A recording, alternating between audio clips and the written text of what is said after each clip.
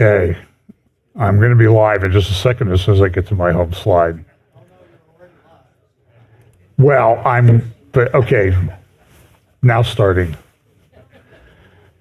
I need one of those clicker things. Okay, let's open in a word of prayer. Lord, thank you so much for this day, and we pray that you'll bless our time together as we discuss some pretty heavy topics. We pray that you'll give us wisdom, insight, understanding, and how the scriptures that we read about that foretell a time when, as we approach the return of the Lord and the setting up of his kingdom, what that world will look like. And we just pray that you'll give us wisdom to understand the times in which we live. In Jesus' name, amen. Well, so things already are going better than they were last week because we started like 20 minutes sooner. So that's an accomplishment, which means I get to go like 20 minutes longer, right? So we often joke about that. The reason why people want to get out of here. If I go longer, then the only thing you got to do is you got to get there before the buffet closes. But if you go too soon, then the Baptists are overrunning the place. So that's the thing. Southern Baptist. Not Northern Baptist. So, by the way, did you know that John D. Rockefeller was a Baptist? A very interesting story. This is totally off the subject. But, I'm pretty sure he was a Freemason. If you go to his gravesite up in Lakeview Cemetery in Cleveland, you'll find that there's a very telling object over his grave. And it's a obelisk. And it's the tallest obelisk in that cemetery, by the way. And it's interesting, just up the hill is the grave, which is the second largest presidential mausoleum, tomb, memorial, whatever you want to call it, of all the presidents of the United States, and it's James Garfield. And Garfield only served for like 8 months, and he was he was shot early on in his term, so he really only served effectively a couple months. So he has like the second largest mausoleum. Have you ever been there to see it? Go up there sometime. It's interesting. It's a spherical building. It's probably 20 stories or more high, 25 stories high. And it's circular, and it goes to a pointed roof. And if you go into the interior of the building, you go downstairs, then the lower level, there's a room, and there's like that brick wall or concrete block wall that you can see through. It's kind of lattice work. And in there is his coffin. And it has a flag over it, and his wife's coffin is next to that. And I think there's a place where their daughter was buried or some family members. But on the interior of that wall, because he was a minister and a lawyer, which we like, we love guys who are lawyers who do ministry. I kind of like that, that's just my personal preference. But he was probably a Freemason also. He was with the Disciples of, what's now the Disciples of Christ Church that's headquartered over in Indianapolis. And I mentioned this once, and boy, somebody from that denomination really lambasted me. So that, all those things, comments, go to comments at fbchapel.com. That's not actively monitored. I don't even know if it's a valid email address, but give it a shot if you have to really vent about something. But in that lower level, there is a glass case. And if you look in the corner of the glass case, it has the architectural renderings and drawings of the architect who designed this mausoleum. And what he designed it, though, was he gives the full concept. So we see a circular building with a big point at the top. His concept was that was the core of a pyramid. And then if you look in the floor on that lower level, it's not the same as a swastika, it's the reverse, but it's the same sun god emblems all over the floor. Supposedly Christian pastor. Don't do that at my grave, honey. Just a a friend of mine was not doing well a few years back and had instructions for his grave. On the grave tombstone, you know who it is. He's been here to speak many times. I won't embarrass him by giving his name. But he said, I want on this, the quote from John, though a man die, yet he shall live. And I want that on a above ground sarcophagus. That's where I want to be buried. And below that, I want you to engrave, temporarily closed for renovations, will reopen soon. And I thought that's pretty biblical if you believe in the resurrection. So we talk a lot here about the convergence of events and how everything just seems to be swirling around us on so many levels. Again, I talk, it's interesting, I listen to other people's prophecy updates and they're all talking about acceleration and convergence and understanding, and they never really, a lot of them don't talk about logistics. So I was going to talk some about Babylon, but I'm going to forego that this week because I want to talk about it, because what I want to do is I want to present the different views on Babylon, because we know there's a Babylon thing coming. I think we're in the building up of that system, and I think it's a system first. I think there's a religious and a commercial aspect to it. And then there's a location. And then, so there's a lot of controversy over the location. I kind of broke it down to about 5 potential ones. So I'll briefly, when I get around to doing this, I will present all 5 different views, try to do that honestly. Sometimes I see people like they present other people's views, but it's clear that they haven't really listened to anybody else's that actually holds that view. So I've did a lot of research over the last couple of weeks, and eventually I get around to that. But the other thing we need to know is that as this Babylonian thing comes together, and I don't think there's any question but that it's coming together right now in front of us, the only thing I think there's a question of is where's the place? And I have some problems with some of the, really big problems with some of the views just because of the logic that's involved and some of the other things that we see that I think it assists in the end times, and I'll explain that.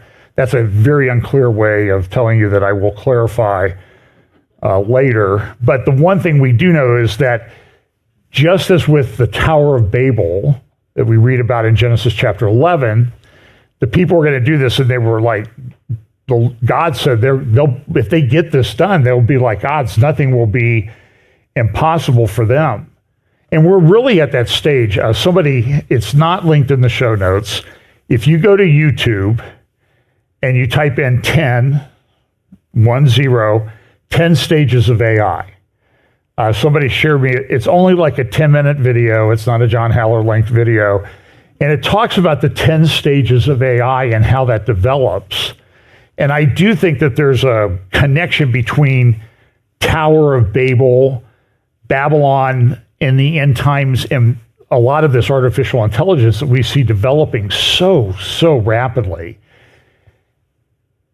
But the Tower of Babel never got finished before the Lord intervened. And I hope that the Lord intervenes, but on the stages of AI, we're only like at 3 or 4. And they talk about things that are going to be like super intelligence. There were some developments on that this week. Tesla released a new robot. Google came out with Gemini. There were some, I saw a discussion, I think Tom Hughes and Scott Townsend on Wednesday had a discussion on Tom Hughes' program. It's only on hopeforourtimes.com website or on the app. They try to do that on Wednesday so they can talk about anything and not have the whole channel taken down. But Scott's a friend. I really have a lot of respect for him. We don't agree on everything. That's probably par for the course these days, but he's very intelligent, particularly in the area of computers and technology. He talked about OpenAI and the firing of Sam Altman, and that there was a concern that what had happened was, and there's been some documentation released from whistleblowers within OpenAI, that they may have gone a little bit too far. So we see all these governments around the world, the EU and our government, oh, we're going to regulate, we're going to control AI. That's not going to work. It's just that by the time they get regulations in place, people are going to have gone way beyond it. And what they think got released from OpenAI, or where they went, was they were able to train OpenAI. It's a large language model. It's not mathematics, but they had trained it with documents, and the documents allowed it to train itself on mathematics, and it was able to crack 192-bit encryption. Now, the encryption that you see on websites, if you go to a website and you got that little lock at the top on your address bar, that's 128-bit. So if they're at 192, that encryption won't work once somebody gets their hands on it.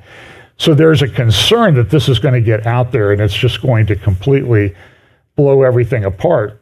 Now, one of the things that's true with AI is it requires, like I keep telling you, drive out to New Albany, Route 161, and go south on Beach Road, and just look around. Biggest truck warehouses I've ever seen in my life for Amazon. And they have them to the north. They have server farms to the north of 161, then south. Then they have all those Meta, Facebook servers, farms, buildings, 6 buildings, each of them as long as the Empire State Building is tall. So it's like the Empire State Building laying on its side in a field. And it's just server racks that store data and compute numbers, figures, ones and zeros. But one of those buildings is devoted to AI. I don't know if it's completed yet. It was getting pretty close 6 months ago when I was out there. Google's got a giant thing. Intel's building that big chip plant. But all those things require what to operate? Electricity. And so my concern is we're closing coal plants all over the place. We've closed a lot here in Ohio. In the latter stages of my legal career, I was involved in some litigation over coal burning power plants that some big companies owned here in Ohio. They're closing them down. But what are they replacing them with? So Microsoft recognizes this. They've got a $10 or $15 billion investment in OpenAI, but they need servers. They need electricity to operate the servers. And they also need water, a lot of water, to cool it. Now, to me, the simple answer on water, if you need a lot of water, go to Ontario. If you can find dry land up there to build on, Ontario, Canada. The province of Ontario in Canada, I don't know if you know this, has 40% of the world's fresh water. Surface water. 40%. Lake Superior is like 20% of all the fresh water in the world is located in Lake Superior. And you can put all the other Great Lakes into Lake Superior and then add 3 Lake Eries to it, and that will give you some idea of the size of Lake Superior. And they need water, but they need water and power. So Microsoft has determined that maybe the best way for us to go is to develop our own nuclear power plants. So can you imagine if Bill Gates was still running the company and you want Bill Gates in charge of nuclear power? But, by the way, he spoke at COP28, but I'm not playing it for you today. I'm exercising my gift of mercy, but I'll get to you eventually with some of the other stuff. But Microsoft went out and they got all the they're training AI computers on nuclear regulatory documents. Now, you can consider this a good side or bad side of that is they'll get rid of the lawyers. But what their goal is that the AI will be able to tell them how we can short circuit the regulatory process and get something built in a year rather than 12 years, because we need the power now. And that's part of the problem with a lot of things that people want to do in the world. It requires electricity. And so we have COP28 that goes out there and tries to do this. Now, this is, here's a little bit more on AI. This is NVIDIA. This is a company that it became a $1 trillion company this year. If you had invested in NVIDIA when it started up and you bought stock in it, it's gone up 10,000% or something to that extent. You would be, if I had done that, we would be doing this from, my private island next to my private golf course in the Caribbean or someplace. But and so these tech groups vie to lead new generation of chips. Everybody's trying to develop chips, and one of the companies that why NVIDIA went up so much money is it developed that big chip. It's about the size, if you look at it, and you see Jason Wang talking about it, it's about the size of an iPad. It has at least, if you go look it up, NVIDIA AI chip, and it's selling all over the place. The biggest buyers, Saudi Arabia. Other big buyer, United Arab Emirates. Oh, I thought they were just backward desert countries. Well, they got a lot of money because they sell oil. They have a lot of oil. And there's a question whether they're running out of it or not. I personally don't think that they are as much as people think. It may be more difficult to obtain. But their AI chip, size of an iPad, at least 200 billion transistors on that chip. That's a lot. That's a very big number. That's almost one transistor for every other person in the United States on that chip. That's and they're just scratching the surface. So the thing at the AI at the COP28, I have a ton of videos and all this stuff. I'm not going to play any of them. Beginning of the end of fossil fuels. That's what the UN said. Listen, the president, the guy in the upper left-hand corner, Jabbar, who is the head of energy, was also the president of COP28. Maybe he's the guy on the right. Well, anyway, one of those guys up there. The second guy in from the left, that's the guy who's married to the half-sister of King Abdullah, was married to the half-sister of King Abdullah II of Jordan. Remember, she's the one, she was his sixth wife. And as I've always said, a little life advice here, free. Your sixth wife is always the one that's going to cause you problems. And that's just a guess on my part. I'm still on, well, never mind. I'm still on one.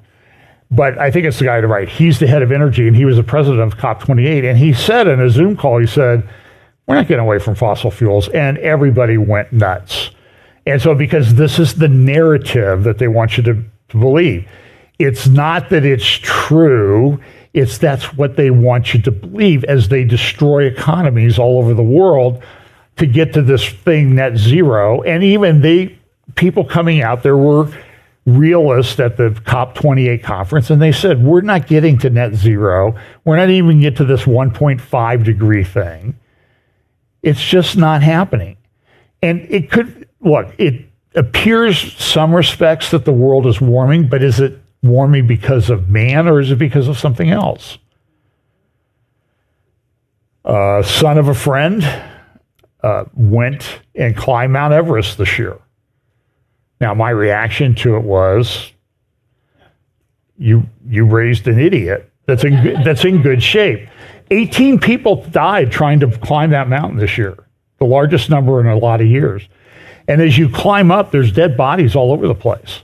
Because they don't carry the dead body down, they just let it lay there, and it's frozen. So it's strewn with dead bodies up and down Everest. And the glaciers are melting, and there were, I think, 8 Sherpas that are highly trained mountaineers that serve as porters on these expeditions. They were trying to get across a glacier that's melting very rapidly, and it collapsed, and I think 8 of them were killed. And some of these are the most experienced mountaineers in the world. And things are changing that quickly. But nevertheless, the narrative that's coming out is, this is the end of the fossil fuel era. It's not going to happen. If it does happen, it means the economies are destroyed. And a lot of people will die. That's what's going to happen. And of course, the left, The Saudis were accused of obstructing the talks about this. Maybe they were. They have a lot of money at stake and that's the richest family in the world.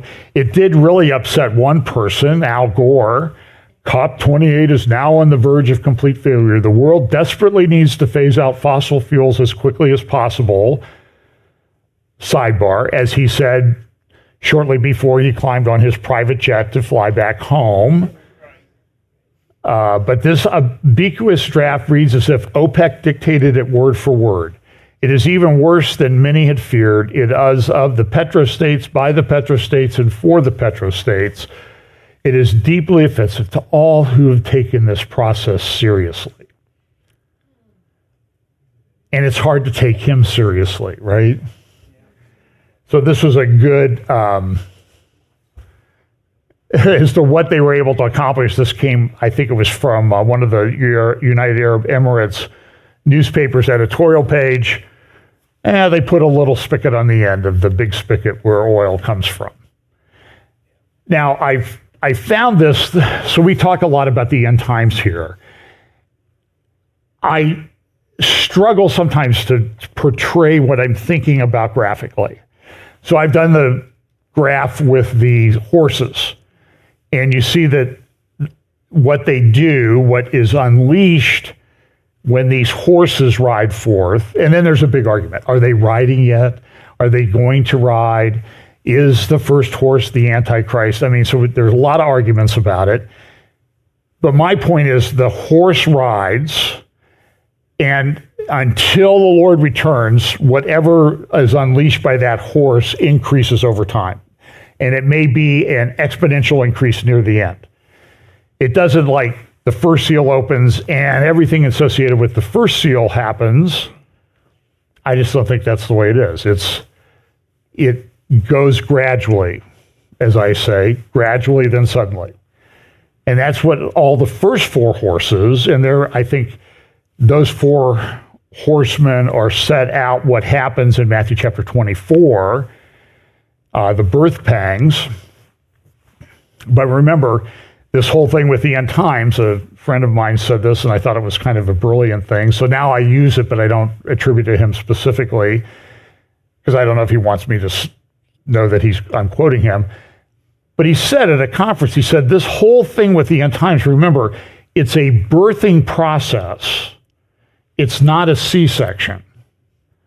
I thought that was a brilliant analysis of the way this is going to unfold.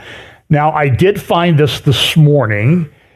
I have a fuzzier version of it, but this one is really good. And if I had any artistic talent at all, and I think my wife would attest to the fact that I don't, it was always, I got pretty good grades in school, but it was always a struggle for me to get the S in art and handwriting. So I've sort of taught myself how to make things visual. This guy really did what I had rolling around in my mind, because sometimes you see a seal with just 7 seals on it, and the seal breaks, the seal breaks, the seal breaks. I don't know that that's the right way to do it, because in this one, the seal breaks, right? And the scroll unfolds a little bit. And you understand, because it's a revealing, it's a birth process, it's an unveiling, and it's not like you get all the seals off and then boom, oh, now we know what's going on. This is the understanding part of Daniel chapter 12. The wise will understand and instruct many. Well, it says that in Revelation or Daniel 11, so you don't have to send me that email. Daniel 12, 8, 9 doesn't say that, but it does say that the wise will understand and the wicked will never understand. So this unveiling takes place. So the first seal opens, that's the rider on the white horse, or that's the white horse. And then the question is, do we focus on the horse or the rider? And then we get into a big argument about that. But it unfolds, and so the scroll starts to unroll. Then the second seal, it unrolls more. Third seal, fourth seal, fifth seal, sixth, up to the 7th seal. And I think that's a much better depiction of it as we see. And so what we're going to see, though, is we're going to see in our time, we're not going to see. We are already seeing a lot of these things happening that are going to be more apparent as we go further towards the coming of the Lord. Because that's why I said with the seals, the impact of the seals sort of intersect. They kind of peak at the coming of the Lord Jesus Christ. And we know that that's at the end of this period of time. Some call it the tribulation period. I don't think that's a biblical term. I like the last week of years, at the end of the Great Tribulation, after the day of before the day of the Lord. So there's a whole bunch of arguments that you can get into just in that statement. But I think this is a great, great depiction of how I think these things are going to unfold. And we're going to see some of this. So this is an article from, and everybody, so we're going to make the Times of London this week's guest prophecy updater. And it could be the London newspapers. We could just say the London, UK newspapers, because there's at least one other one. 4 meals away from anarchy. Experts are divided over how the UK would cope if disaster strikes and the lights go out. Now, there have been studies done about the United States projecting this, and if you're prone to depression, anxiety, and that type of thing, probably won't want to go look at those. So you might want to shut this off for a couple minutes. But what those studies have found is that if the lights went out in the United States, 90% of the United States is dead in 2 or 3 months. But I mean, think about everything that we use for electricity. All of our refrigeration. And I'm always amazed at innovation. So there's a Kroger store that I go to. I think it's the one right up here in Sunbury. And you know how when you open the door in the freezer section or the refrigerated section, it gets steamed up and you close the door and then the next person it's like looking in a fog. And did you see what they've done at the Sunbury one up here?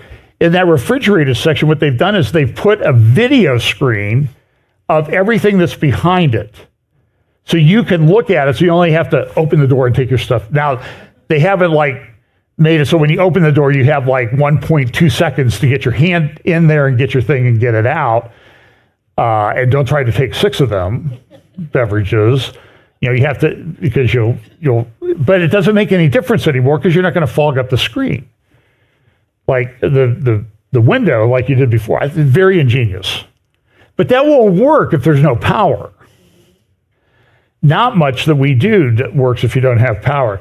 Here's another one. This is from The Guardian, I believe. Quarter of freshwater fish at risk of being wiped out.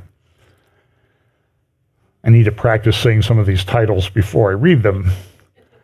Quarter of freshwater fish at risk of being wiped out.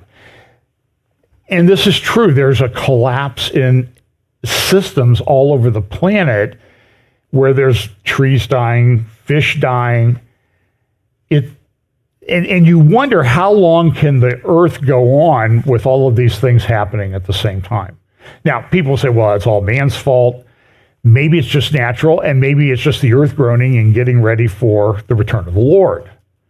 Because we know that there's big famine coming, pestilence, and you need energy. So invest in energy stocks, wars and rumors of war, invest in defense stocks, pharmaceuticals, if you want to make some money in the apocalypse. Should be like the apocalyptic portfolio. Maybe we should start a thing. For $89 a month, you can sign up and get prepared for when your money won't be worth anything anyway. Here's another thing. UA ditching dollars. Are the Saudis are next. So there's a lot of concern. This is from Zero Hedge. And they could get the the guest prophecy updater almost every week because it gets pretty dark on Zero Hedge. But there's concern that the petrodollar is going away, and the petrodollar is what allows the U.S.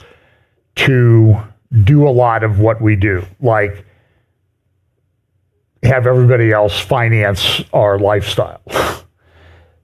how long will that last?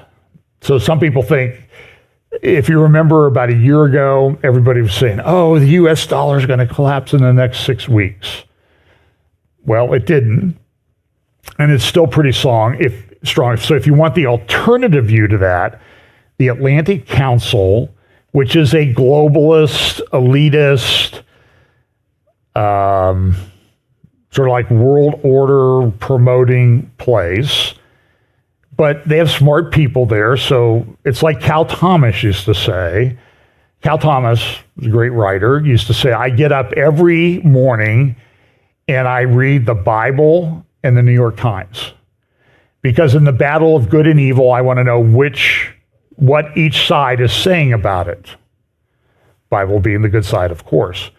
And so I read Atlantic Council and I understand their orientation, but they have a very good webpage about, will the dollar be replaced as the world reserve currency? They don't think it will. And there are a lot of people that don't think it will. But so read because it's a very complex thing. And all these contracts have to be changed, and you sort of need an alternative currency. Because nobody really wants Chinese reals or whatever what do they call that?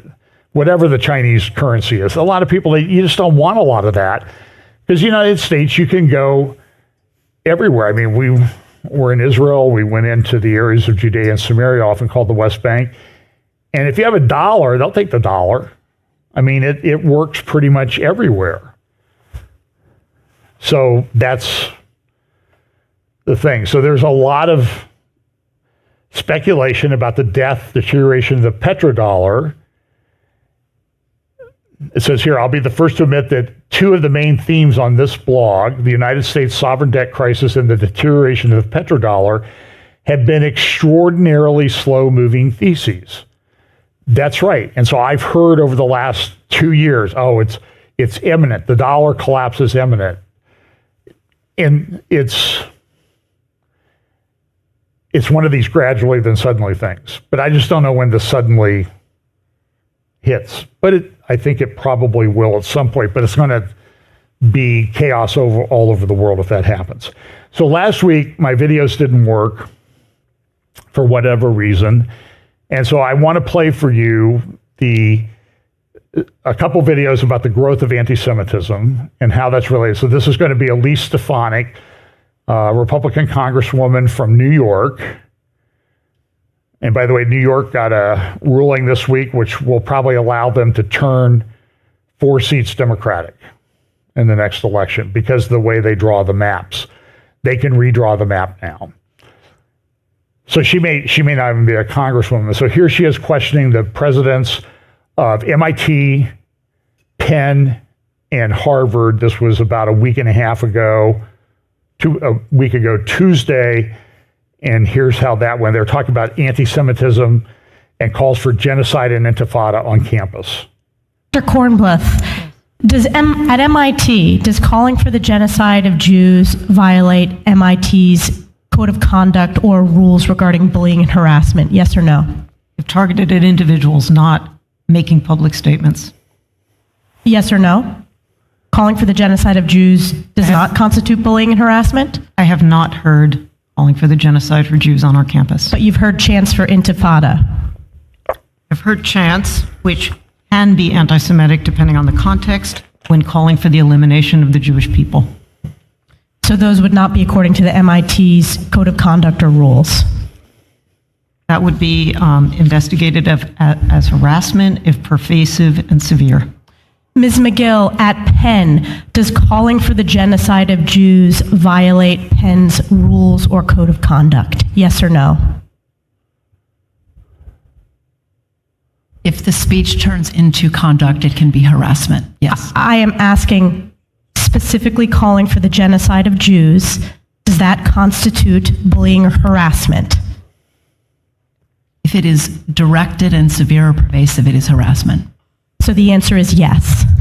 It is a context-dependent decision, Congresswoman. It's a context-dependent decision. That's your testimony today. Calling for the genocide of Jews is depending upon the context. That is not bullying or harassment. This is the easiest question to answer yes, Ms. McGill. So is your testimony that you will not answer yes? If it if the Yes speech or no? becomes if the speech becomes conduct, it can be harassment. Yes. Conduct meaning committing the act of genocide? The speech is not harassment? This is unacceptable, Ms. McGill. I'm going to give you one more opportunity for the world to see your answer. Does calling for the genocide of Jews violate Penn's code of conduct when it comes to bullying and harassment? Yes or no? It can be harassment. The answer is yes. And Dr. Gay, at Harvard, does calling for the genocide of Jews violate Harvard's rules of bullying and harassment? Yes or no? It can be, depending on the context. What's the context? Targeted as an individual, at an individual. It's targeted at Jewish students, Jewish individuals. Do you understand your testimony is dehumanizing them? Do you understand that dehumanization is part of anti-Semitism? I will ask you one more time. Does calling for the genocide of Jews violate Harvard's rules of bullying and harassment? Yes or no? Anti-Semitic rhetoric. And is it anti-Semitic rhetoric? Anti-Semitic rhetoric, when it crosses into conduct that amounts to bullying, harassment, intimidation, that is actionable conduct, and we do take action. So the answer is yes, that calling for the genocide of Jews violates Harvard Code of Conduct, correct? Again, it depends on the context. It does not depend on the context. The answer is yes, and this is why you should resign. These are unacceptable answers across the board. Well, okay, so even the Financial Times had a big article on this, and the president of Penn has resigned, as did the chairman of the board. And of course, all the free speech advocates are, oh, this is just terrible. Look what we're doing to free speech. And I'm a free speech guy. You know, I know that there was the big case back when I don't know if I was in college or law school, the Nazis wanted to march in Skokie, Illinois, which is where a lot of Jewish Holocaust survivors lived, and the American Civil Liberties Union defended that. And I'll admit it's kind of a tough issue if you're a free speech advocate, but it's the context of the world that we live in where anti-Semitism is just raging. So here is a graduate student. I believe she's a graduate student at MIT. By the way, the president at Penn, that's where they had the boy pretending to be a girl swimmer. And so if you criticize that person, get out of my bathroom, get out of my locker room as a female swimmer, you were disciplined. You would lose your scholarship. That's the school where she would have defended that. But call for the death of people, well, it depends on the context. Okay, the context is a world that's raging against Jewish people and soon to be and already Christians. It's happening all over the world. There's persecution going on. By the way, if you want to kind of get a context of this, there will be links in the show notes underneath.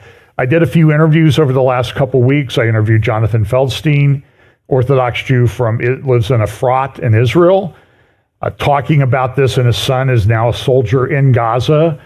And very personal. I mean, I thought it was just a very emotional interview. Then Brian Schrager, who lives in Israel, talking about what he's experienced, Brian, around here at church. And then I interviewed a guy I'd talked to 25 years ago, probably a couple times, John Leffler.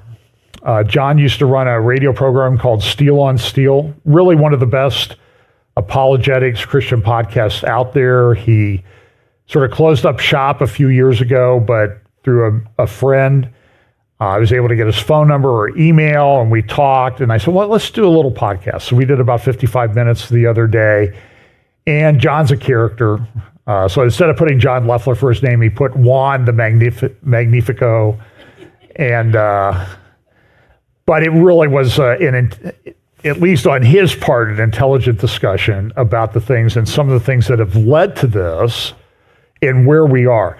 So part of this was what we would call the long march through the institutions.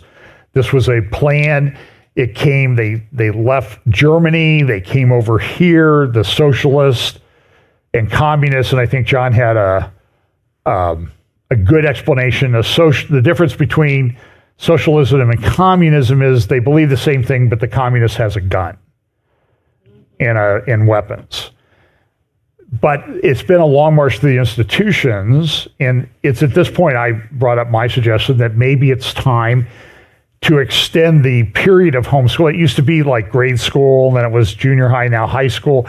Maybe we ought to homeschool our children through college, at least. And pretty soon it's going to be grad school. So I can remember, and he mentioned that Indiana State was one of the hot seats of this socialist move into institutions in the United States.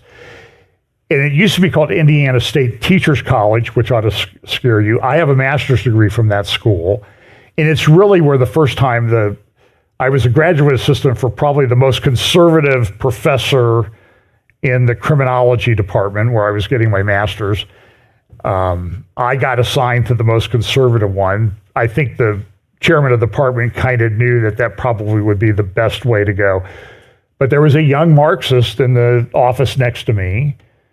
I took some classes from him, and I told him, I said, I'm going to parrot back what you want to hear from this ridiculous book that you assigned us to read, but don't give me that garbage to read. It's garbage, and you know it, because it was just pure Marxism. But so I didn't know that Indiana State really was one of the seedbeds for this, but we talked a lot about that. So here's an MIT graduate student, and she's talking about what she experienced. Thank you so much, Representative Fox and Representative Stefanik, for inviting me here today. My name is Talia Khan. I am an undergraduate alumna of MIT and a current graduate student at MIT. I am the daughter of a Jewish mother and an Afghan Muslim immigrant father. I am the proud president of the MIT-Israel Alliance, and I am a Jewish student currently immersed in an extremely toxic anti-Semitic atmosphere at MIT. The MIT administration, namely President Sally Kornbluth, has failed to address the crisis of rampant anti-Semitism on campus. There is a radical anti-Israel group at MIT called the CAA. In recent weeks, the CAA's anti-Semitic rhetoric has shifted the culture on campus to such an extreme of intolerance that 70% of MIT's Jewish students polled feel forced to hide their identities and perspectives. An Israeli student whose identity and personal info was sold online for a bounty has not left his dorm room in weeks out of fear due to death threats. For my part, I was forced to leave my study group for my doctoral exams halfway through the semester because my group members told me that the people at the Nova Music Festival deserved to die because they were partying on stolen land. After a postdoc at MIT said that Jewish Israelis want to enslave the world in a global apartheid system, he falsely claimed that Israel harvests Palestinian organs and implied that the, quote, average Israeli is a Nazi. The DEI officer of his department replied by telling us that nothing he said was hate speech and that the organ harvesting conspiracy theory was, quote, confirmed. Day after day, the MIT administration has failed to enforce its own rules on anti-Semitic actors, such as the interfaith chaplain intimidating Jewish students, DEI staff publicly declaring that Israel has no right to exist, faculty dismissing student concerns for their safety by telling them that if they are scared, they should just go back to Israel. CAA protesters blocking the hallways, storming the offices of the MIT Israel internship offices and harassing the staff and faculty there, and inviting dangerous outsiders to campus to join them in yelling hateful and violent chants. This is the same climate of anti-Semitism that has led to massacres of Jews throughout the centuries. This is not just harassment. This is our lives on the line. The MIT administration has punted disciplinary processes to a faculty committee on discipline, which has thus far not received a single one of our complaints. MIT admin has even failed to staff a new task force against hate, which will duly combat anti-Semitism and Islamophobia. This atmosphere is intolerable. Jewish students do not believe that the MIT administration has done an adequate job to make students feel safe on campus. President Kornbluth, please let me go back to being a scientist. Let me go back to being a student. I don't want to have to keep advocating for Jewish student safety on campus. It's not my job. It's your job. Please do your job and act now. And if you can't, I'm asking Congress to do it for you. Thank you. By the way, those three schools, my understanding is, receive about $45 billion in federal funding each year. Billion. Caroline Glick in a tweet said this week, look, if you're paying $100,000 a year to send, by the way, that's the cost now at Harvard, if you don't get any student aid, $100,000 a year to send your kids to this place and you're Jewish, you're a masochist. I can't argue with that. Gadi Taub, who used to be on the left, now he's a man of the right in Israel, wrote this, why Israel's the number one target of the global left. That article is in the description below. But look at this. This is from this morning's New York Times. Europe may be headed for something unthinkable. What it might be? Is it radical Islam taking over? Is that what it is? Look, and here, this tells you everything you need to know in the big headline insight. Elites are right to worry about the convergence of the center-right and far-right. So I know it wasn't written by James Carville. Remember, I played the clip of him last week or week before, where he said that Christian nationalists are as big a threat as Al-Qaeda. Okay, James, I'm sure you believe that. You sold your soul to literally work for the devil. Hillary Clinton and Bill Clinton a while ago. But the interesting thing about this article, this morning's New York Times, what does it tell you? What's one thing that it tells you? Well, one, they hate the far right, what they consider to be the far right, but that the people that agree with them, they're the elites. They call themselves the elites. So don't say it's a conspiracy theory to call somebody the elites, because the New York Times refers to themselves as the elites. That's kind of an interesting tell. It's sort of like you're playing cards and you've got your big important card turned around backwards so everybody can see it, that they're calling themselves the elites. Here's another interesting thing. This is Mark Zuckerberg is building a top secret Hawaii compound on the island of Kauai. This is in Wired magazine this week.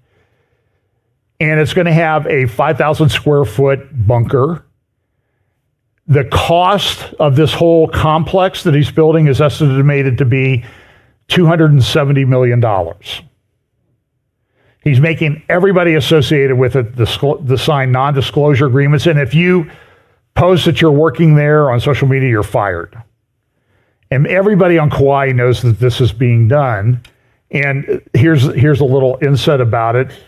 Interviews with several people associated with the project, along with public records and court documents seen by Wired, suggest that since then, the planning and construction of the roughly 1,400-acre compound has been shrouded in secrecy.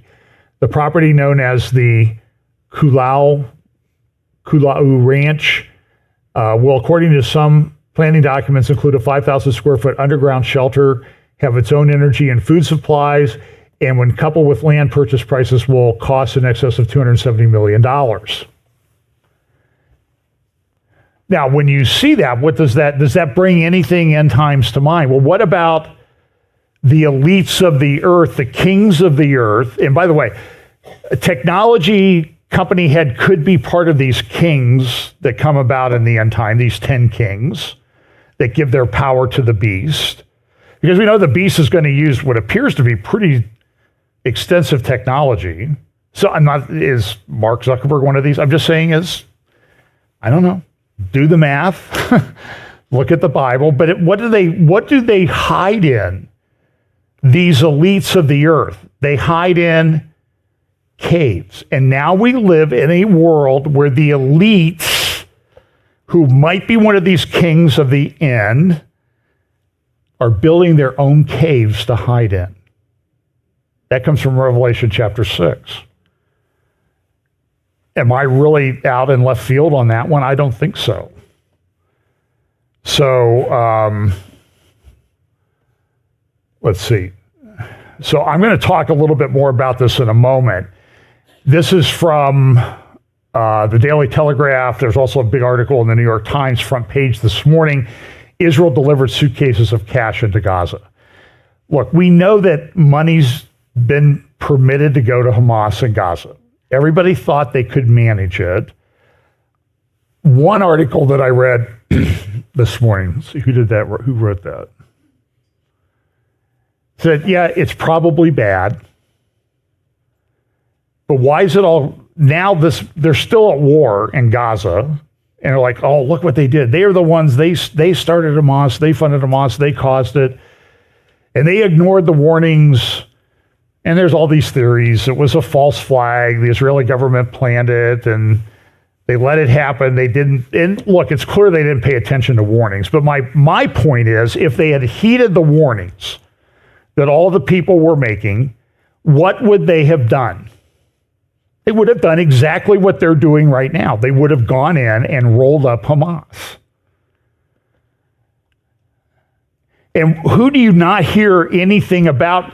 Like, it's not like Israel got their money and gave it to them. It's the money came from other places like Qatar. It came from there, and it was transferred to Hamas. It's not like Israel went to their own bank accounts and transferred the money. They got the money from Qatar, which got the money from Iran. And so nobody talks about Iran. Do you see the way this has gone now that, oh, it's all Israel's fault? They're the ones who are responsible.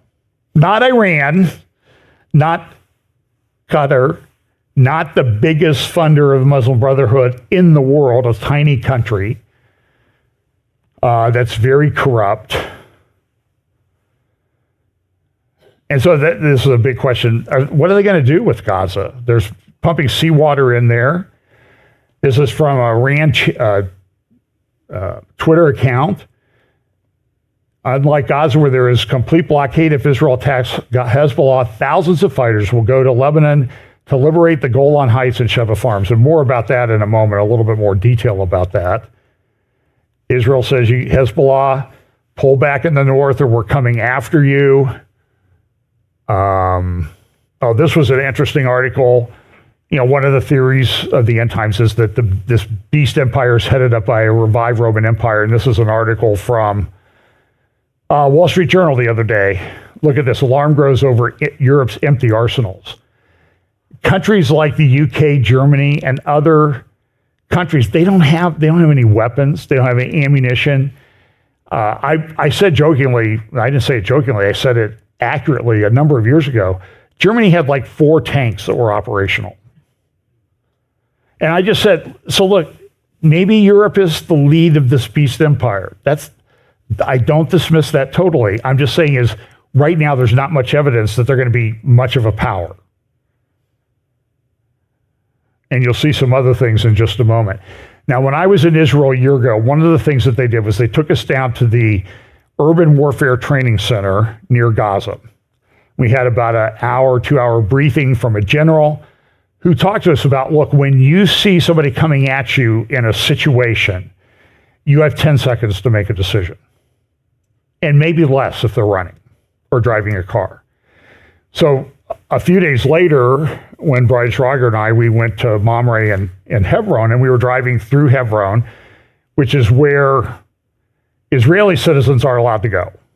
It's Area A, under the control of the Palestinian Authority, and they're forbidden by law to go in there. But because we're stupid Americans, we can go in there. And Brian said, as we're driving through, he says, if some of my friends knew where I was right now, they would freak out. They would be worried to death. And as we drove through, there were a lot of checkpoints. And at the checkpoints, listen, I said this and somebody said, oh, you don't know what you're talking about. The soldiers were standing there pointing their guns at us with their fingers on the trigger at these checkpoints. Because something was going, I don't know what was going on. And so they said, oh, they didn't have their fingers on the trigger. Friends, I know a gun, and I know what a trigger is. I know where it is, and they had their fingers on the trigger. And I just had this briefing from this general a couple days before at the Urban Warfare Training Center. But I want to show you a video of what they face in these urban areas, because they took us to a mock-up of Gaza at the Urban Warfare Training Center. And it's just a mock-up. Tall buildings, closely quarters, tunnels. And it really brought home to me, like, this is very difficult urban warfare that they're fighting. So I did find one video from the IDF, and look at this as they're in Gaza City, what they're going through. This is live video that was taken.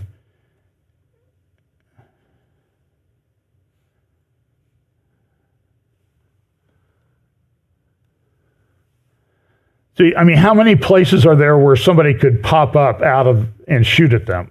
Look at every window is a sniper potential. So this is not easy fighting. There was 10 members of the Golani Brigade that were killed, or 8 members of the Golani Brigade that were killed. Tragically, that's one of their elite units.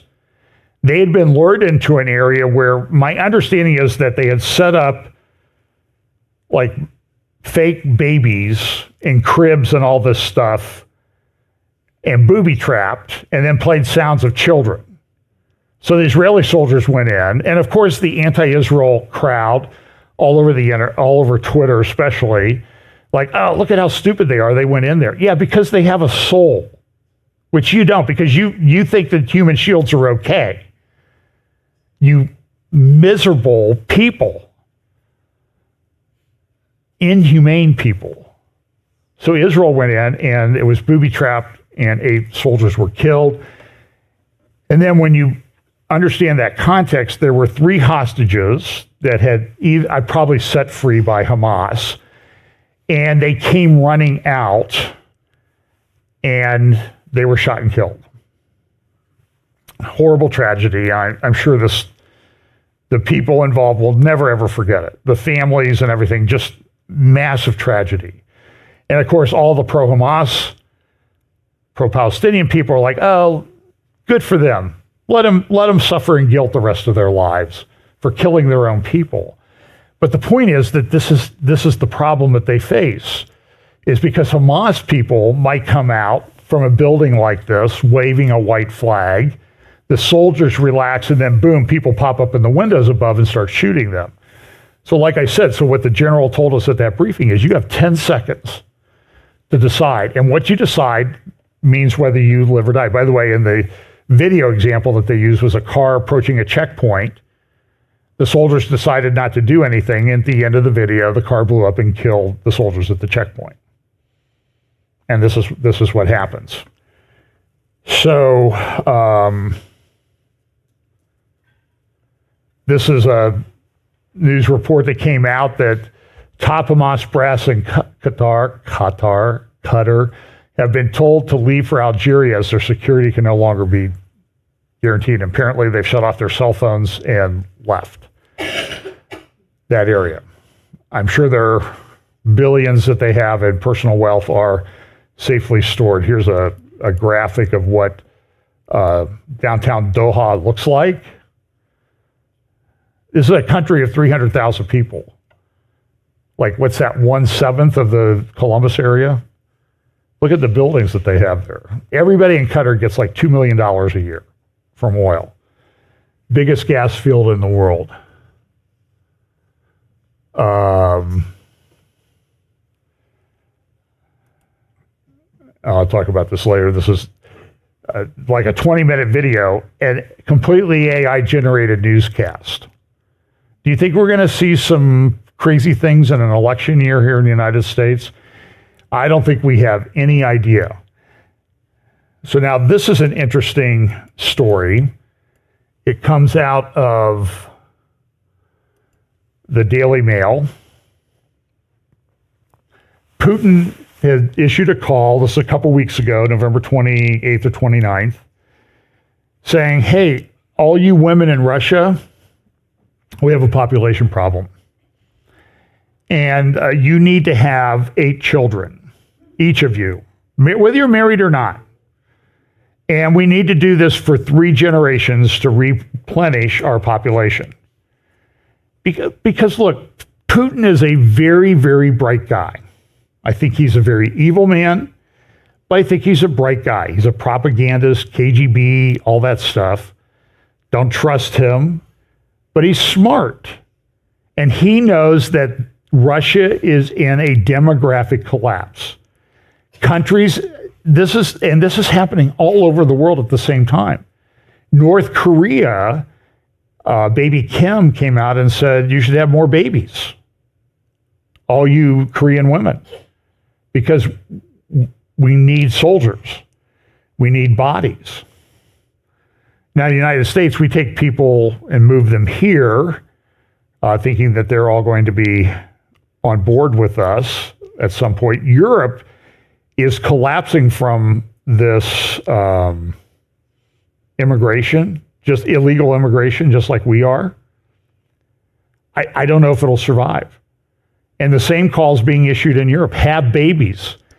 China's been doing this. As I've told you many times, China will likely be half the number of people that it is right now in a generation. Now, that's still a lot of people, but it's going to be a lot of really old people, and really old people aren't really effective in a war. I see some gray hairs out there, and I don't want any one of you, I don't even know if I want you to be a cop, let alone a soldier, because you're just not built for it anymore. I'm sorry. It's just, I'm not. So this is a big problem all over the world. So it's a problem. This is, again, these sympathy things you see all the time. The future is being bulldozed for the Palestinians, who are having babies, by the way. But their population is starting to collapse also as they became wealthier. By the way, one of the stories this morning was the leaders of Hamas in Gaza, their vacation homes are being destroyed. And so so remember, the narrative before this started was, this is a prison. This is a hellhole, is what the statement was. This is the largest open-air prison in the world. Then when Israel went in to attack, all the videos started being posted all over social media. Look at the wonderful beachfront property and condos and everything that they're destroying in the shopping malls. And we've known that this is what Gaza had, and Gaza could have had more if they behaved. Israel, or the United States, this is concerning me, restricting visas for Israeli settlers linked to extremist violence. And I don't know I don't think this is true. I think this is made up by our State Department, but we've issued restrictions on issuing visas to Israelis who live in the settlements. This is in the Jerusalem Post on Friday, December 8th. So Friday, a week ago, David Weinberg, is a lawyer, good thinker, the myth of escalating settler violence. A lot of times these people are just defending themselves from being attacked. So you'll see Israeli soldiers defending a group of Israeli settlers that live, what they say, over the Green Line in settlements, harvesting olives from their olive trees. And so when it's posted on Palestinian social media, what do they say? Look at the soldiers helping settlers steal olives from Palestinians. But they're not Palestinian olive trees. They're the Israeli settler planted olive trees. But they lie about everything. Remember the gal who was taken from the very pretty gal who was taken from that party that they had on October 7th, and they put her on the back of a pickup truck, and you could see her leg was obviously broken. And then Hamas came out and said, oh, she's alive, she's fine. Then they found pieces of her skull as they were going through Gaza, the Israeli soldiers, so she's dead. But I saw a picture of her. She was crouching down. There were some soldiers that had come out of the tank. I think they were injured. So they're laying by the tank, and she got in front of the tank, and she kind of crouched down. And so what did the Palestinian people, pro-Palestinian people, say on social media? Oh, look, they're using that poor girl as a human shield. I'm telling you what, the sewer that, I don't know why it's in my Twitter feed, but it's just like an onslaught every day. And so this is talked about in this editorial in the Arab News: humiliation and mass displacement in Palestinians, other war. Hamas also planned an attack in Europe.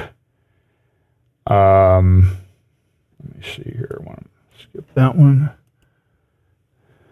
Okay, so here's a good article, link in the show notes.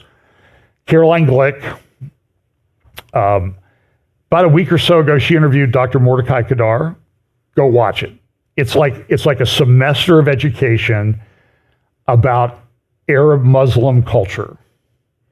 So Caroline Glick, JNS YouTube channel. Just go to YouTube, type in JN as in Nancy S, not J and JNS. And click on videos and then scroll down and you'll see it. You need to watch that interview. It's about 55 minutes. It's well worth it. But Caroline says, listen, one of the big problems that Israel has is what's going on in the north. By the way, I'm going to go about at least another half hour. So that means I'm not going to finish at 12:30 p.m. Eastern, like I rarely do anyway. But this is really important. So I want to piece this together to you about what's going on in the north. So I have two long videos that I want you to see and a short one. So Caroline says, listen, we have all these lunatics running around trying to change what we need to do with the north. The north is a big problem. Nobody's talking about it. Nobody's really dealing with it.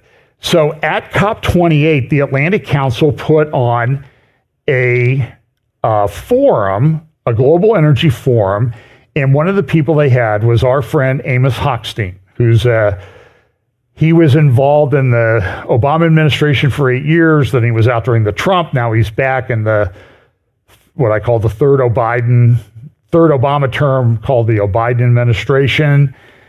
Caroline, she picked up this tweet and she said, this guy is a total psychopath.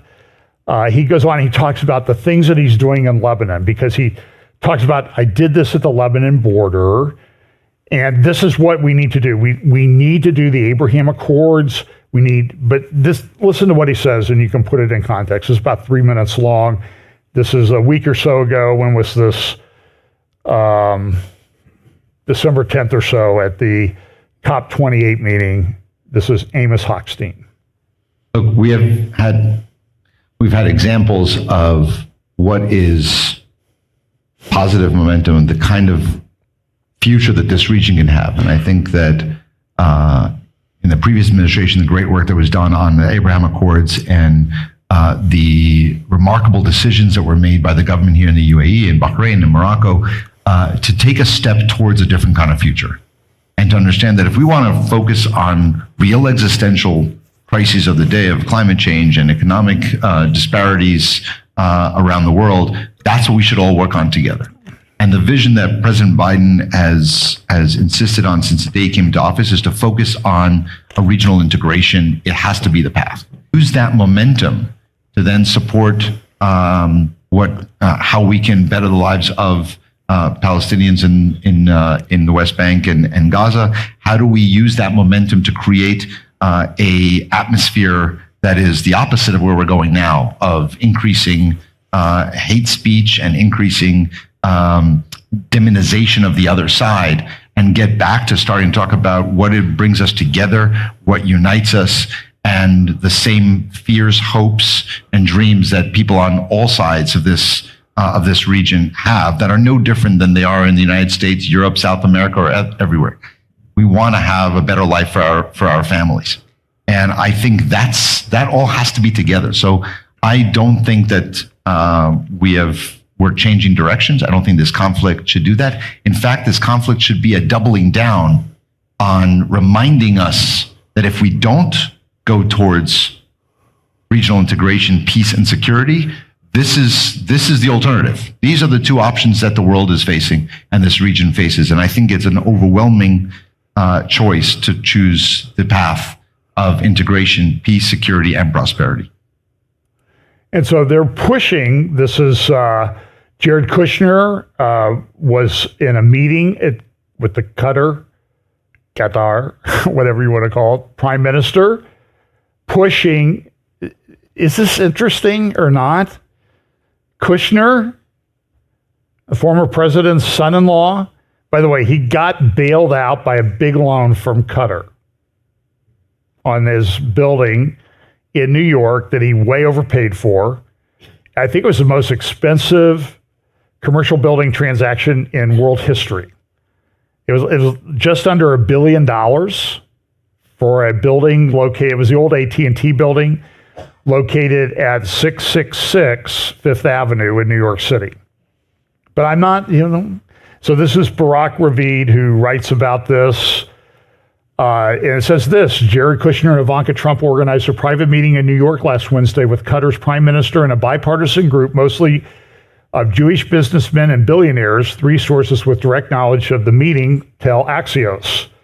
Why it matters: Qatari Prime Minister Mohammed bin Abdulrahman Al Thani has been a key player in mediating talks between Israel and Hamas when he's not funding the Muslim Brotherhood and terrorism during their ongoing war, especially negotiations over the talks on the issue of the released hostages held by the terrorist group in Gaza. A source who attended the meeting said that the Qatari prime minister spoke about his country's efforts to release the hostages in Gaza and answered several questions about Qatar's relationship with Hamas. Sheikh Mohammed was also the leading point of contact for Trump and Biden administration on Afghanistan for several years when Qatar hosted a Taliban office.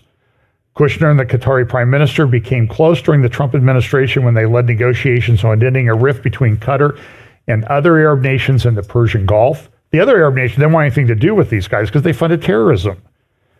The agreement to end the crisis was signed 2 weeks before Trump left the presidency. And Jared's been out there pushing the Abraham Accords ever since. So I think you need, go read Psalm 83, put them in the context of this, and then of some of the things I want to talk about. I'm not going to take the time to read it right now, but Caroline in her article talks about what Amos Hochstein has been going. So I dug into it a little bit. And so in October 6th, the day before the attack down in the area of Gaza, this is in Al Akhbar newspaper. It's a mouthpiece for Hezbollah in Lebanon. And there is, guess who? Amos, as they call it. He said demonization, right? He meant demonization. So he calls himself Amos Hochstein, also known as Amos, however you want to say it. So I guess if you're an elite, you get to say Amos. My name is Amos. And if I was an elite, my name would still be John, by the way. But so he's there. And so this is an interesting article. The title of the article is Hochstein proposed his return and Tel Aviv is angry about the negotiations being exposed. Did the enemy back down from offering to evacuate the Romans? So look at what there is. This is the words of the article. And again, this translation from Arabic, so it's not perfect. There's no one in Lebanon who wants war with Israel right now. He, the acting Lebanese prime minister, told Hochstein, you always talk about Hezbollah's weapons and their spread to the south, and you know that as long as they are occupied Lebanese lands, no one is ready to discuss the issue of the party's weapons. So what does that tell you? They think that anything in Israel is occupied lands. What they really want is they want Israel to evacuate all the way to south of Haifa. This is not going to happen. Will you guarantee, Hochstein asked, what if Israel agrees to evacuate all the points that Lebanon considers occupied? Will you guarantee Hezbollah's withdrawal from the borders and that there will not remain a pretext to justify its military deployment? So Israel wants people to move north. Hezbollah wants Israel to move south. But do you think they're going to stay in the north? They're going to stay like north of the Litani River, or they're going to stay up in Beirut? And so the thing that Israel's wrestling with right now is, what do we do with Hezbollah? What do we do with Lebanon? And the answer may be, unless there's some miraculous agreement negotiated, maybe that's coming, just saying, about this, they have to make southern Lebanon and Beirut look like Gaza. I just don't see how there's any other way to deal with the issue. And I'll play you a clip in just a moment. So this is what Hochstein is talking about. So he's over there. He negotiated the maritime border deal, remember? And then this week, he's lower right-hand corner. He's in Lebanon again. And this is how they describe him, the Al Akbar newspaper. The godfather of the path is U.S. President Energy Security Advisor Amos Hochstein, from whom his friends in Lebanon report a special interest in the situation of the South for personal and political reasons. And we'll see that. So we see there's talk about this Resolution 1701 and how that's going to be implemented. There's this article at Sufan Center. Israel turns attention to Hezbollah amid northern escalation. And it talks about Hochstein here. It says, sought to broaden his November discussions in Beirut to include the two countries' land borders. Land border talks would necessarily also encompass discussions on how to compel Hezbollah to pull its militia back from the border. And there's one way. They can agree to do it, or you can just obliterate southern Lebanon. They don't want to live there. And that's what Israel's planned for a long time. So I remember there was this dispute over the maritime border. So if you see here in this picture, let me, how do I do this? There we go. Okay, so you have the gas fields. So you see Haifa, you see Nahariya, and then you see the Lebanon border just north of Nahariya. The way international law is, the border would then go a little bit to the north out into the Mediterranean. That's the Israel proposal. So Israel would pick up a lot of that Kana field and Block 9. And there's buoys there along the border, maritime border there at a place called Rosh Hanikra. There's a grotto there, tunnel, and there's a railroad tunnel that goes through the mountain, the rock outcropping there. So Israel says, we get the north. And Hezbollah says, no. Lebanon says, no. Originally, they said it was line 23. And Israel said, no way. Look, you're going to get all that extra part of the Kana gas field. That's billions of dollars, maybe. We're not going to get that. So somebody came in 2004 or 5 and made a compromise line there, HOF in the middle. Then when Lebanon really figured out that there's more gas out there, they said, well, no, we really meant line 29. That's the one we want. So they compromised on line 23 under the auspices of Amos Hochstein a year ago. And remember, Israel had the caretaker government, and they signed the documents as they were on the way out the door before Netanyahu came in. Yair Lapid, who was the acting prime minister at the time, signed that document. And Hochstein came back almost like Neville Chamberlain, look, we have peace for our time type thing, with this agreement. And it's a horrible agreement, which means when you do something like that in the Biden administration, you get to do more. So now he's trying to do it with the land problems that they have. And there's a lot of oil resources there. Here's Jake Sullivan talking about, here's a thing that he came out with. He met with the Mahmoud Abbas, the Palestinian Authority president. Here's a little clip of an interview that he gave to Israel Channel 12. It does seem like there is a disagreement. Maybe you can correct me and say there isn't, about the future of Gaza. The President of the United States is saying that the future is a revitalized Palestinian Authority, and Benjamin Netanyahu is saying, I won't repeat this mistake and return the Palestinian Authority to Gaza. That doesn't add up together. That does sound like a disagreement. Well, look, I can't obviously speak for the Prime Minister. What I can do is, on behalf of President Biden, lay out how we look at this issue. The way we look at it is that ultimately governance of the West Bank and Gaza needs to be connected. And it needs to be connected under a revamped and revitalized Palestinian. What does that mean? Well, that's a good question. And that's something that requires intensive consultations with the Palestinians first, as well as with the Israeli government. But it will require reform. It will require an updating of how the Palestinian Authority approaches governance. It will require the participation of other countries in the region to contribute financial resources and other forms of support. All of that has to be an inclusive conversation, and one in which I think we can actually build towards a consensus if all of us approach it in good faith.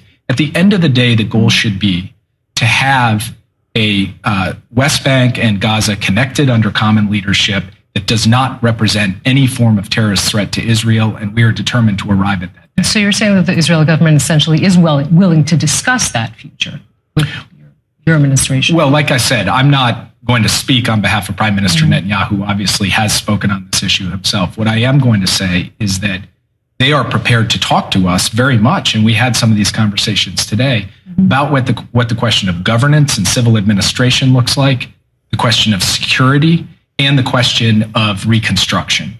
And in each of those areas, there's work to do to get to clear answers going forward. And ultimately, at the heart of those answers has to be the aspirations of the Palestinian people themselves, but it also has to take into account Israel's security needs. And we're determined to do both of those.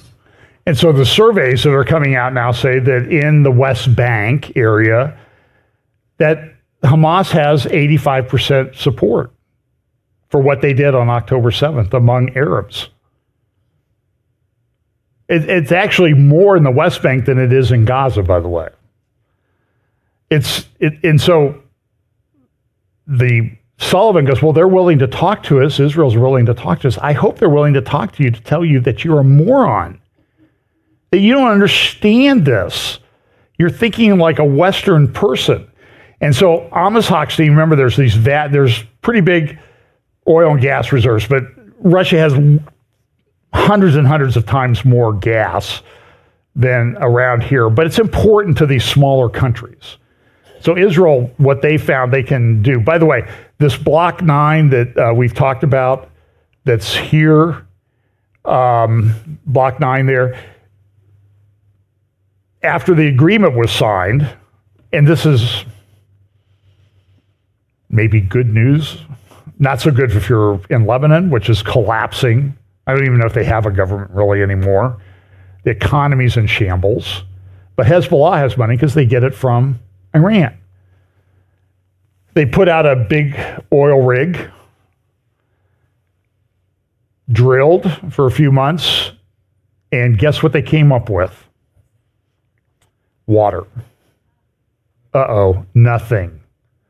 So in their Block 9, where they thought they were going to get all these resources and revive their economy, nothing.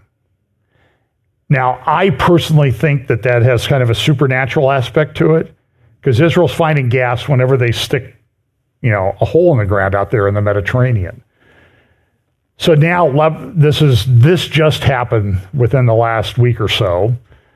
And remember, Israel was going to build this pipeline to go up to Cyprus and across to Crete and then up to Greece to get gas to Europe, because we're having the dispute with Russia and everything. And then there were all these people that were making these economic zone claims. Turkey came in and said, well, we have an economic zone from Turkey all the way down to Libya. It was fake. And so Turkey was saying, well, you can't go across our thing without a permission. But listen, you could put a pipeline up here, a short pipeline up to Turkey and connect to our gas pipeline, and you can go through our country. Oh, by the way, yeah, you will pay a transit fee of, lots of money to get the gas from there. But we're willing to do that. And I don't think that Erdogan's sudden love for Israel, fake love for Israel that he was demonstrating was anything but to accomplish this. And by the way, Putin had come out, he is now saying he could supply the gas, a lot of the gas, because one of the Nord Stream pipelines was not destroyed. He said that at a press conference, the Valdi Discussion Club, and I think that happened before this attack in Gaza. Now the word I'm getting from contacts is that Russia has been quietly repairing the Nord Stream pipelines because they want to get the money back. So I don't know if that's true or not. Biden is not getting along with Israel very well.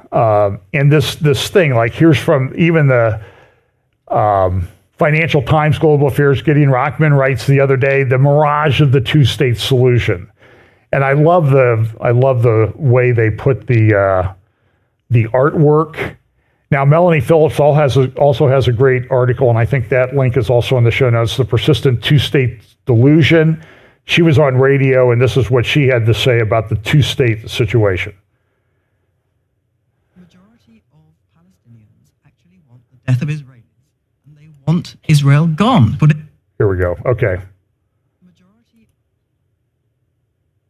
of Palestinians actually want the death of Israelis, and they want Israel gone. What Israel is fighting actually is Iran at the moment through its proxy, Hamas. But this idea that the Middle East conflict, insofar as it is between Israel and the Palestinians, the idea that that is about the division of land is simply wrong. This is the illusion that the West has pursued for decades. It is not about the division of land. If it was about the division of land, a state of Palestine living next to a state of Israel, it would have been solved in the 1930s. It would have been solved every single time this state of Palestine has been offered to them. But they have turned it down because they make it absolutely clear, something that the British media very, very rarely, in fact, never talks about. Their aim, and I'm not talking about the Hamas, I'm talking about the Palestinian leadership, the Palestinian Authority led by Mahmoud Abbas. Their aim is the destruction of Israel. They say so. They say so in Arabic. They say so in their insignia and maps, which if you look at what the state of Palestine would look like, it is Israel. It is not these disputed territories. You can see it in their educational materials, in which they teach their children. This is the Palestinian Authority. They teach their children that their highest calling in life is to murder Jews and steal all their land, to take Jaffa, Tel Aviv, Haifa. These are Israeli cities. They want the lot. And they say so. They also say it's holy war, that Israel is intent on destroying the Al-Aqsa Mosque. This lie has ignited Islamic jihadi hysteria since the 1920s. It is a total lie. So there's no hope? There is no hope as long as the West continues to fund, legitimize, sanitize, and incentivize the genocidal attack on the Jewish people in the state of Israel. That's what's kept this terrible war going. And so when she talks about the insignia, here's like Hamas. And so up at the top, you see there's this Israel. That's what they view. That's what they view as Palestine. From the river to the sea. That's what they want. No Israel in their thing. Here's Palestinian Islamic Jihad on the right. That red, that's all of Israel. Here is Fatah. They come out with an anniversary logo each year.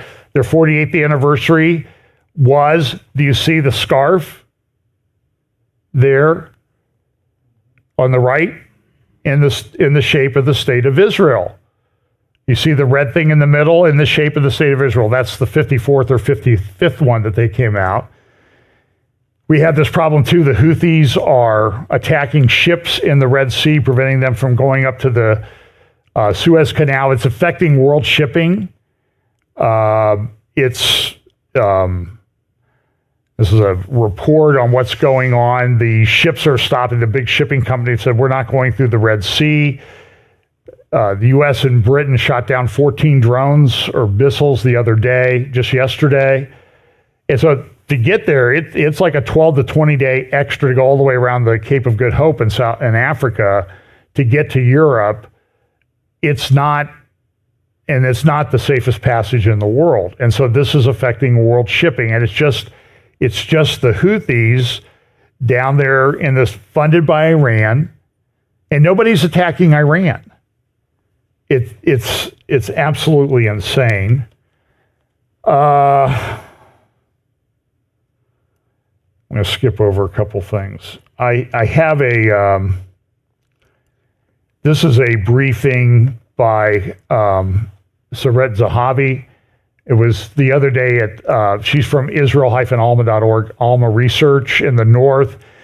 She talked about, I'll just summarize what she said. She did about a 30-minute briefing with the IDSF. If you go to the IDSF website, you can find the briefings. You have to scroll through till you get to December 11th, last Monday. She said, listen, we've got a problem here. Every third home is connected to Hezbollah in the north, in southern Lebanon. And sure, there are UN forces up there, UNIFIL, they call them. I think UNIFIL is a way of saying incompetent. They don't do anything. So they don't go to olive groves. They don't go check tunnels. They don't check houses. They just kind of drive around and make sure the Hezbollah people, if they have a flat tire, they help them fix it or something. They're useless. But she says every third home. And so there's some significant historical things. So the big circle at the lower center is Haifa Bay. Just to the north along the coast, that's Nahariya. Then you have the Lebanon border. And then to the north of that, that's a biblical city called Tyre. And then you go north, the next one up is Sidon, and then the next one up is Beirut. And so to give you some idea of the distance, the big circle in the upper right, that's Damascus, 50 miles as the crow flies from Damascus to Beirut. Not that far. But Tyre and Sidon, go read Psalm 83 and you'll find Tyre and Sidon. So I'm just wondering if the Abraham Accords and something in the next war that's coming up there makes that area come into the Abraham Accords. Go read Psalm 83. You will find those places identified in Psalm 83. The line, if you go of the line, the border line, the circle there in the middle, that's Tel Dan. No, that's, let me zoom in here.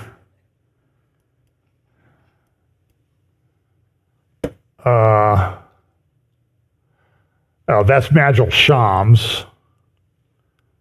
I have another place I thought where I put Tel Dan. Anyway, so over here in this, you see Majel Shams, that's far north, that's Golan Heights. Then you have Tel Dan is near Kiryat Shimona, and I thought I had another map. Here it is. There we go. So here is a town called Gajar.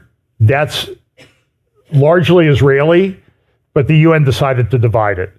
The big circle, that's the area of Golan Heights called Sheba Farms. And this is what Amos Hochstein is over there, Amos Hochstein, over there negotiating away, saying he's going to negotiate a deal and then he's going to go to Israel. You know, you're going to have to accept this because this is the best you're going to get. And he wants to negotiate that all away. Tel Dan is there in the circle inside the big circle. Mount Hermon is up there to the north. Over there on the right, that circle, that's where Caesarea Philippi is. And it's only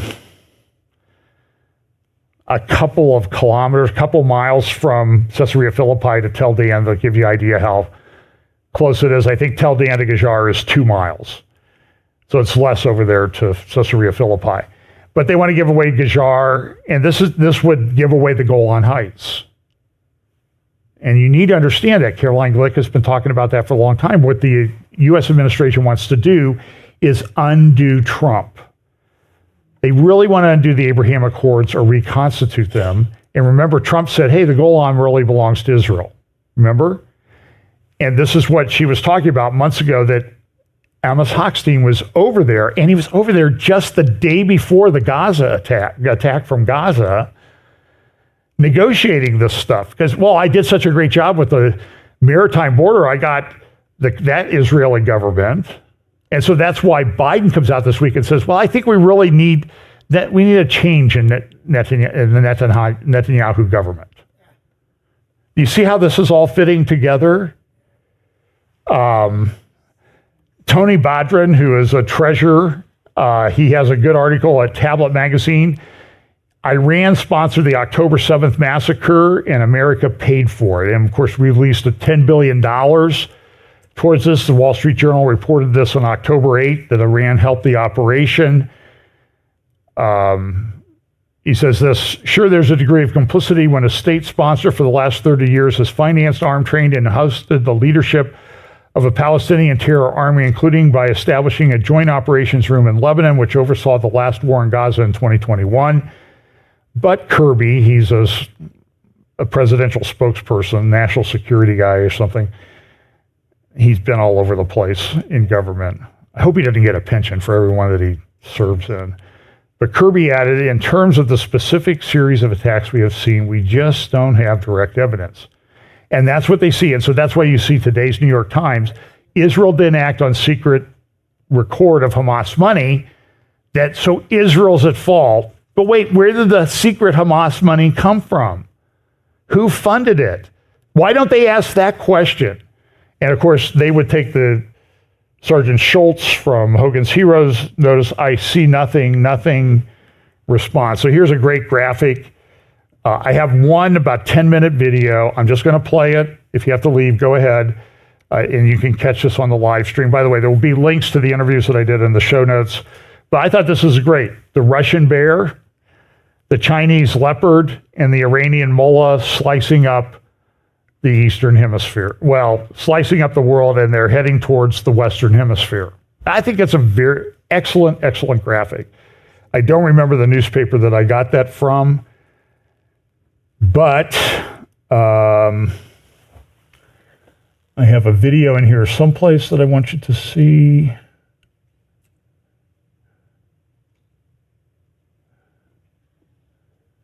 And somehow it didn't get saved.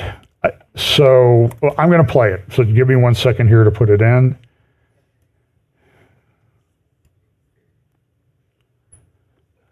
I skipped around a little bit. I'm just trying to see if I somehow skipped over it. Boy, don't know how that happened. Okay, hang on.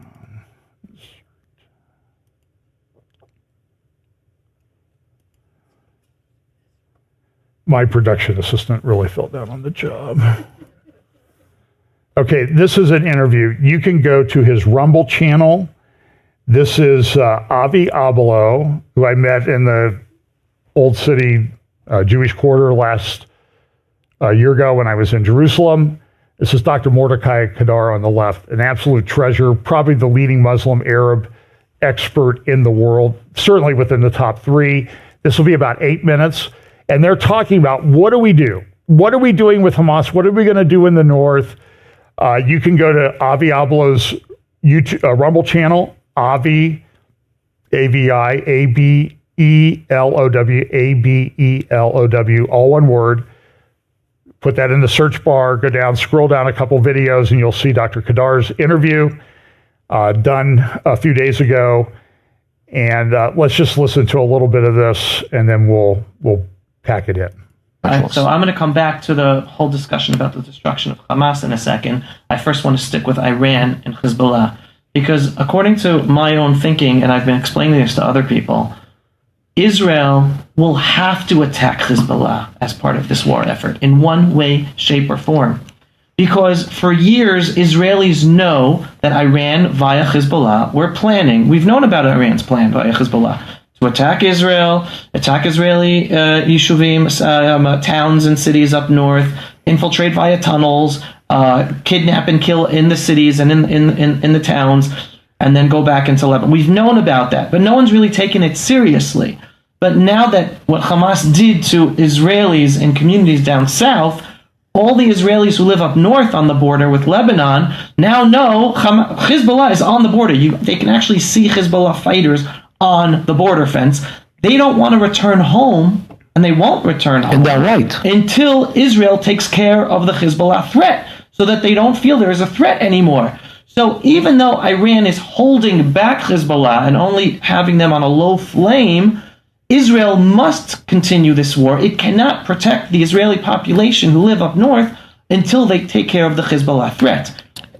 How do you respond to that? Let's assume, theoretically, that Israel actually starts a war against Lebanon and destroys all the power of Hezbollah, blows up all the missiles, and everything which they have, the Israel destroys. Let's assume.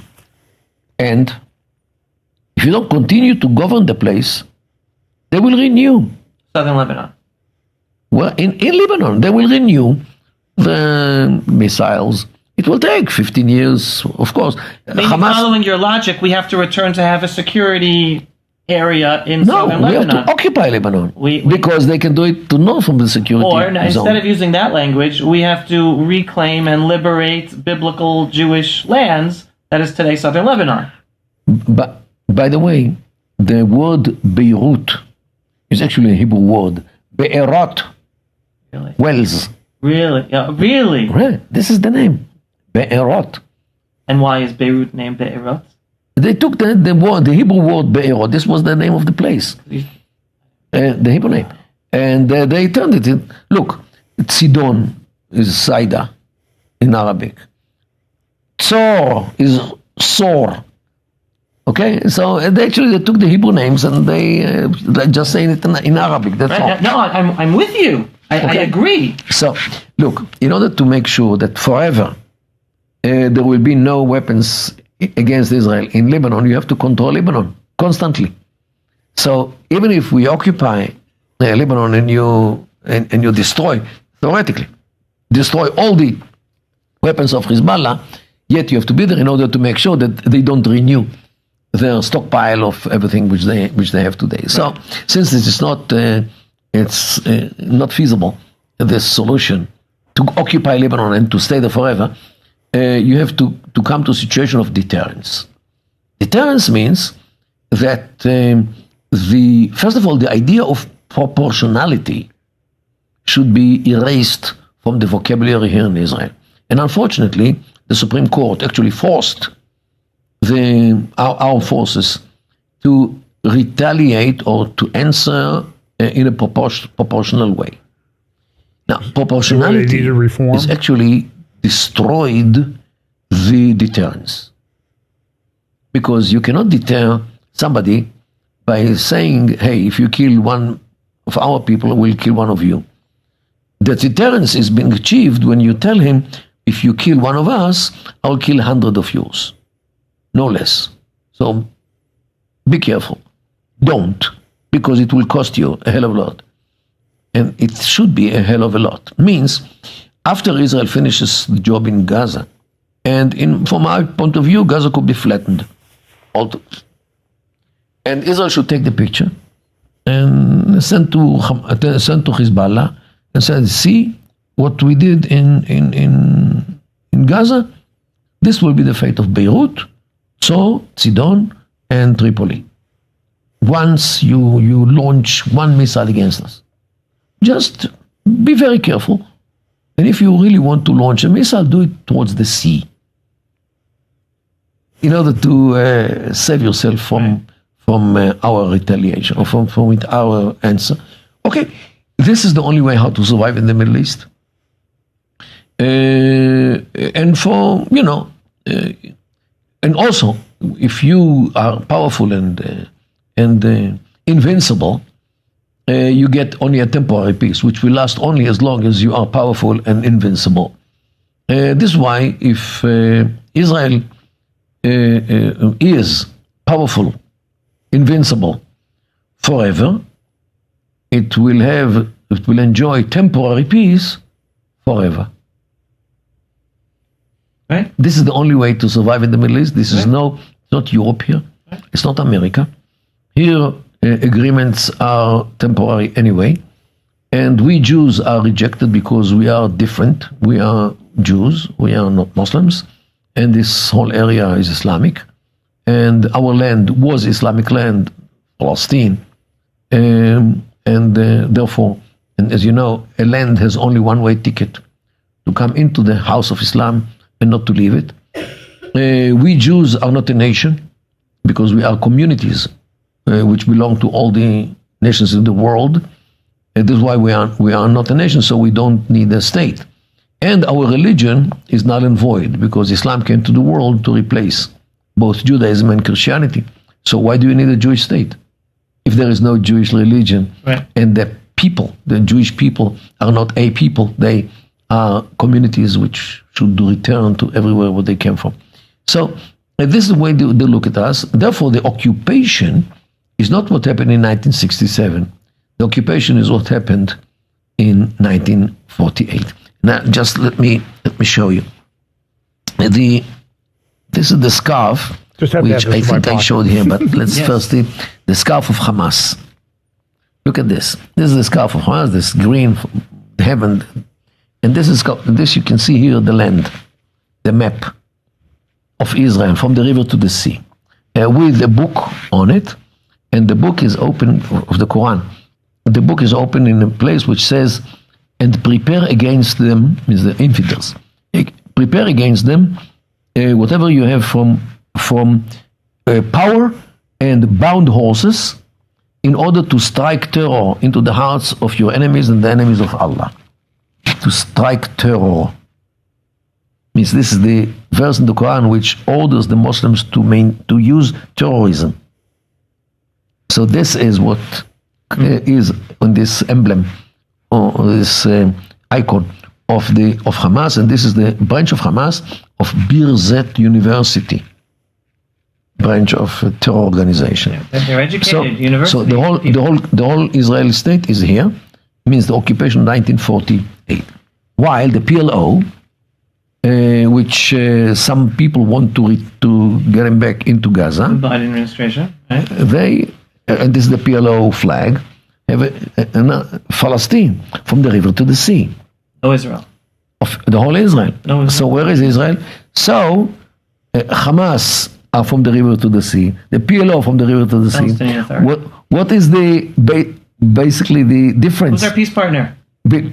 What are the difference between their plan of Hamas and the plan of the PLO? Both are, the plan is to eradicate the state of Israel. And we Jews do not have the luxury of not to believe our enemies. If they say that they are going to exterminate us, we should better believe them. That at least that was their plan. So, because once in history, we didn't believe. Right. And happened what happened. So, but we're living that right now because there are representatives and leaders of the Palestinian Authority who are on record saying in Arabic. Rajoub just said right, it recently. A number of them saying that October 7th massacre, there's going to be even worse in Judea and Samaria. Right. They're planning even worse in Judea and Samaria. Right. But our leaders are not talking about it. They're still only focused on talking about Gaza, and they're still talking about allowing more Arabs, workers from Judea and Samaria into Israel, just as they allowed Gaza workers into Israel 2 days before the massacre took place on October 7th. Well, so Dr. Kedar made some interesting comments there. It's about 55 minutes. I would highly recommend you go to Avi Abelow's Rumble channel and get that video. Watch it. Go to JNS and get Caroline Glick's interview of Dr. Kedar, which is really in depth about the problem that they face. It's good. I love listening to smart people, and these are smart people. You need to pray for Israel and what's going on over there. This is a very, very difficult situation. The leadership needs prayer. The soldiers need prayer. The stories that come out every day of these soldiers, and some of them got married just before they left, and now they've been killed, and it's horrible. And everybody in Israel is touched by it. It's really been very unifying for the most part in Israel, because they recognize we can't let up. We don't care what the world says. And I see Christian guys after Christian guys just caving on this issue It disgusts me. It sickens me. It maddens me. It's everywhere. And you need to be very careful with people these days. So let's pray. We'll try to pick up some of this maybe in a midweek or more detail next week, but a lot going on. But this is a very volatile world that we live in. So let's pray. Lord, thank you so much for the gracious gift that you gave us of your Son, Jesus Christ, and his coming as Messiah to make the offering required for our sins and our atonement, and also for the gift that you gave us of instructing us in your word about the first coming of Messiah and the second coming of Messiah, so that we could understand the times in which we live. We pray that you'll help us to take that knowledge and put it into action, and to stand firm in our faith and act like men and do it with love, as it says in Corinthians. Pray that you'll bless us this week. In Jesus' name, amen.